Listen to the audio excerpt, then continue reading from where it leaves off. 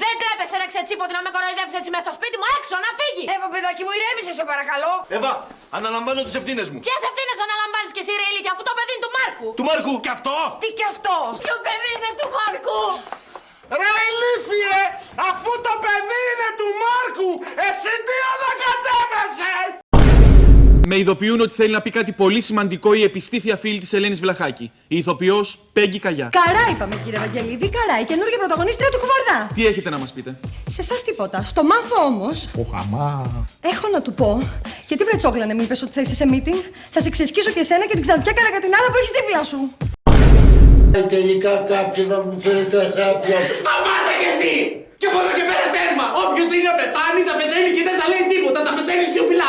Ούτε χάρη στα ζητάει ούτε τίποτα. Αυτό ήτανε! Σκασμός! Θα το σκοτώσω ρε, αυτή τη φορά δεν μου γλιτώνει ρε! Θα χωθούμε μέσα αυτό στο χώμα και εγώ στη φυλακή! Να σε εξηγήσω. Αλήτη! Δεν κατάλαβα. Ποιος σου μιλάει εσένα ρε!